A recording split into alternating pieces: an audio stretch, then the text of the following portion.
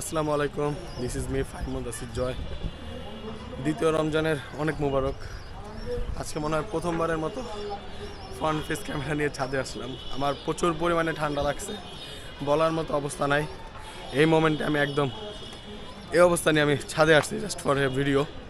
And এটা আমার একটা নতুন ডিভাইস এবং নতুন নিউ ক্যামেরা ডিজে অসমো অ্যাকশন 3, যেটা আমি জাস্ট ফর ব্লগিং ইস্যুর জন্য নিলাম। আর আমার পিছনে দেখতে পাচ্ছেন আমার কবুতরের খোপগুলা।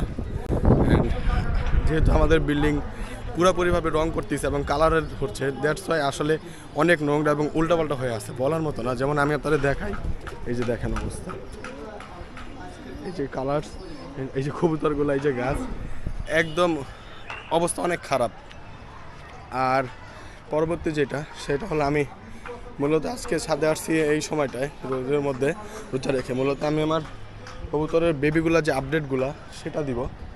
আর বেবিগুলোর অবস্থা মোটামুটি মশা কামড়ানোর পরে অবস্থা আরও খারাপ, আর আমি তো একদম কথাই বলতে পারতেছি না, এরকম অবস্থা। তো এখন আমি আপনাদের একটু বেবিগুলো দেখাই। আমি আপনাদের বলেছিলাম আমার একটা চিলামাতি যার ডিমের থলি বের হয়ে গেছিলো, এবং পরে এটার আমি মনে হয় ট্রিটমেন্ট করছিলাম। অ্যান্ড এটাকে অবশেষে গতকালকে ট্রিটমেন্ট করার পরে যখন থেকে সুস্থ, এটাকে আমি একটা পেয়ারে দিছিলাম। অ্যান্ড আমি আপনাকে দেখাই, এটা হলো এই যে ওর অবস্থা, এই যে হলো ওর অবস্থা, এই যে।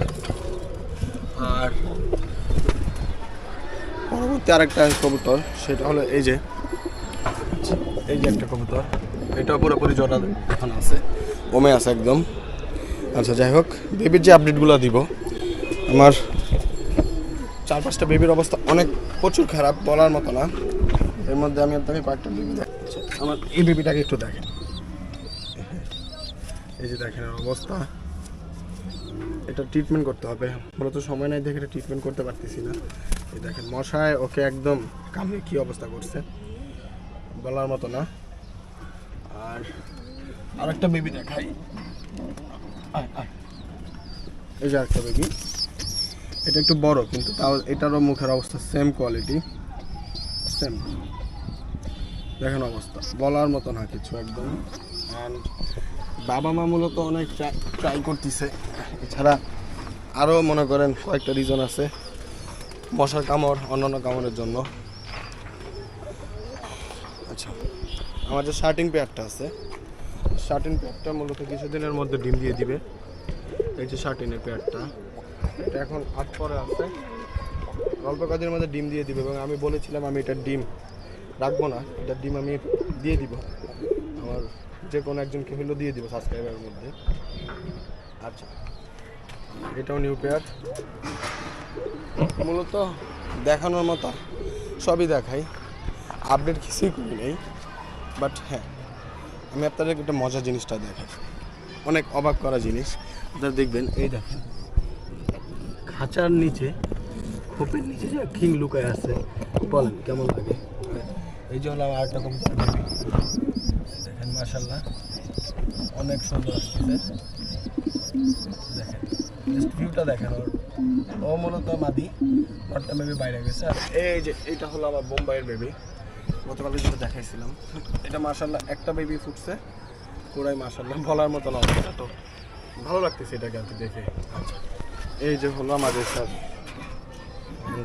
ও এখন পুরোপুরি ডিমে আছে, ডিমের বয়স চলে 14 দিন, আর কিছুদিনের মধ্যে হয়তো ফুটে যাবে। তো এই ছিল আর কি আপডেট। আর এই দেখেন ময়লা কীভাবে দেখায়, পুরো ছাদের অবস্থাটা দেখেন, পেন্টের জন্য আর কি এই অবস্থা। তো বলেন, এই যে খাবার, ওয়েস্টেজ খাবারগুলো পড়ে আছে। মোটামুটি এইটুকু আর কি আপডেট দেওয়া ছিল, আর কোনো আপডেট নাই। এখন আমি আজকের মধ্যে বাচ্চাগুলোকে করব, অর্থাৎ ট্রিটমেন্ট করব, পটাশ এগুলো দিয়ে ট্রিটমেন্ট করা শুরু করব। যেহেতু আমার ইউনিভার্সিটি পুরোপুরি এর মাঝখানে আমি আসছি, ট্রিটমেন্ট করার জন্য আসলে ওরকম একটা সময় পাই নাই। তো এখন মূলত সময়টা পাইছি, এখন ট্রিটমেন্টটা করব, পরে ইনশাল্লাহ আপনাদেরকে ভিডিওগুলো দেখাবো। তো আজকে এই পর্যন্তই রাখি, এর থেকে বেশি আসলে বলা সম্ভব না, গলার অবস্থা অনেক খারাপ। কথাই বলতে পারতেছি না, আমি মুখও শুকায় আছে একদম। Thank you for watching.